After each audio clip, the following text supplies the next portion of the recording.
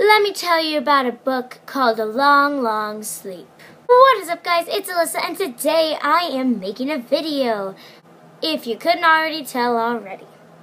And in this video, I am doing a Let's Talk about a book. This is my very first Let's Talk.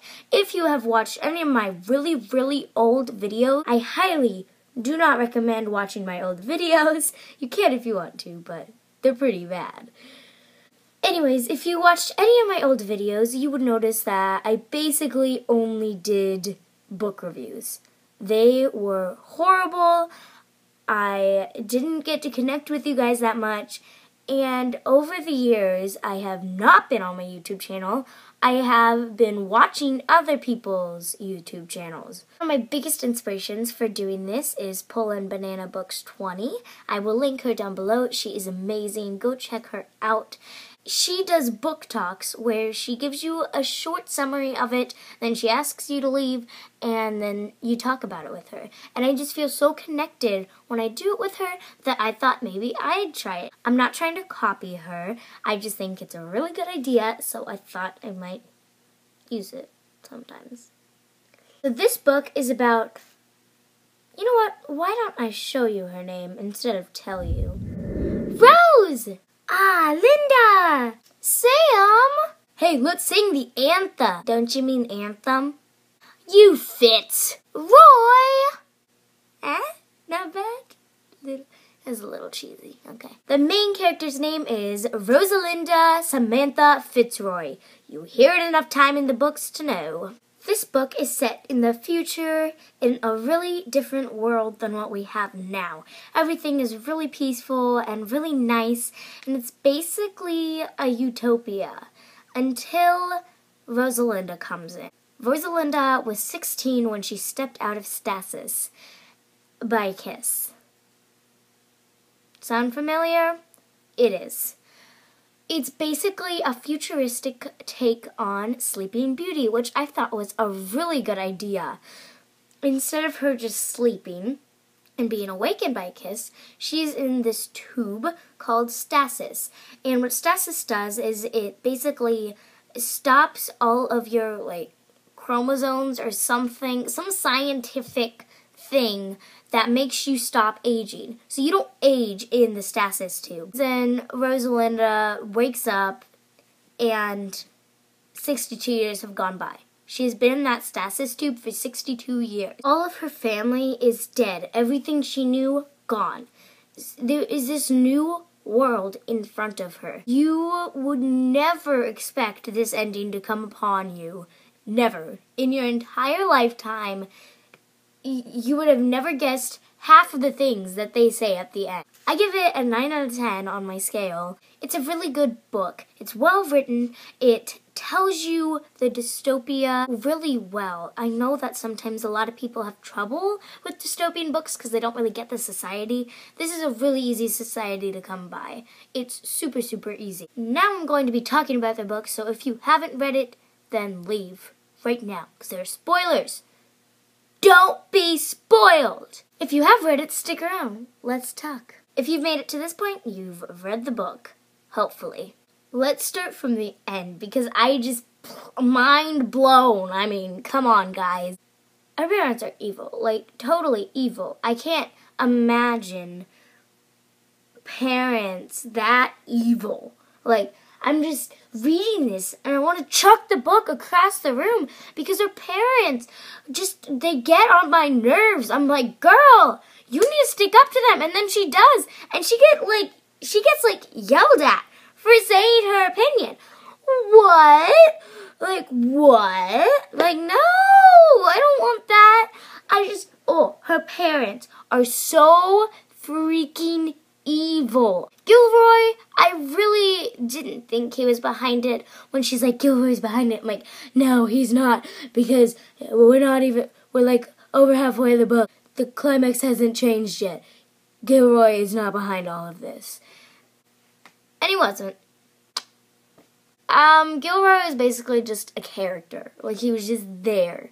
He didn't really do anything significant except basically tell her stuff that she didn't really need to hear. I knew Xavier was alive. I had a feeling that Xavier could not be dead. It's only been 62 years, and though the dark times had passed over, it didn't really occur to me that he could have that sickness and died. He seemed like the kind of guy that would not die from just a single disease. Didn't expect it to be Brent's grandpa, but I just knew he was alive. They looked so similar, and I really should have guessed that, but I didn't. I'm so smart. The plastine more got on my nerves than getting me scared for the main character.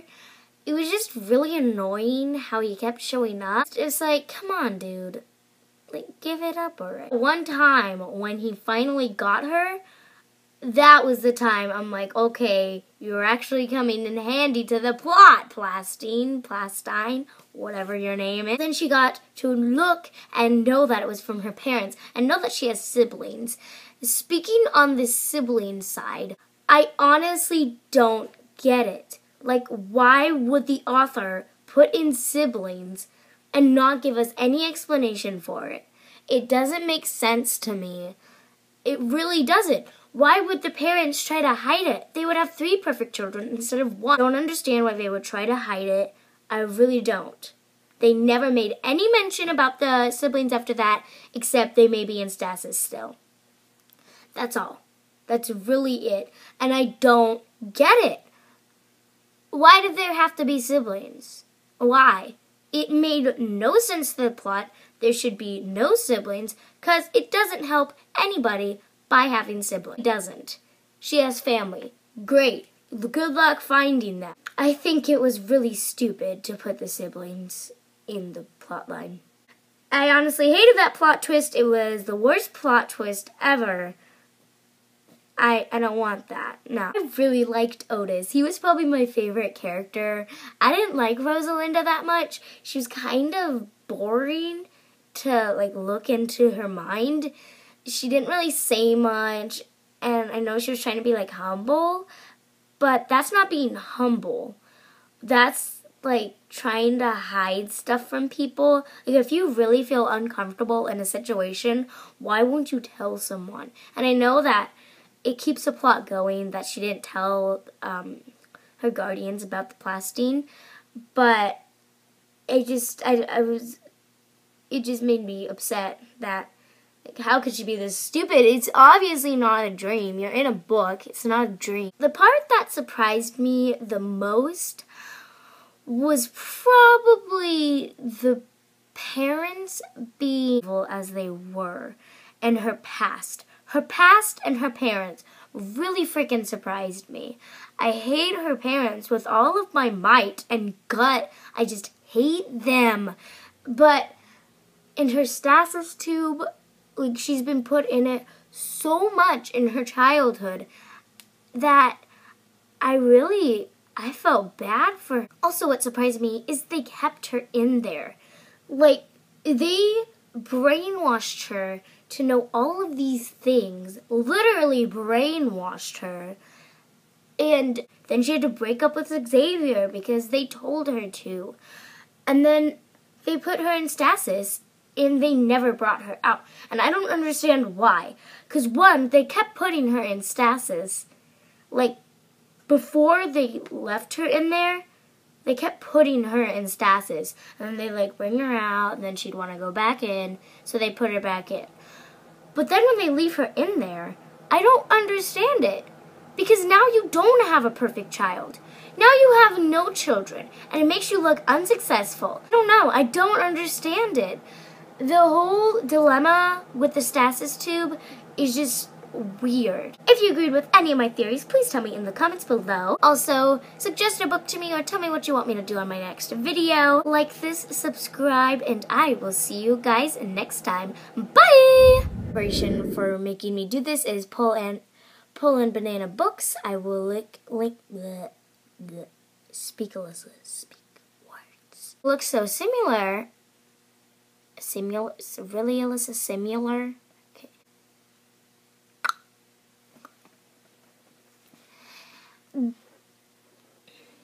What else can I talk about? My cheeks look really chubby. Blah, blah, blah.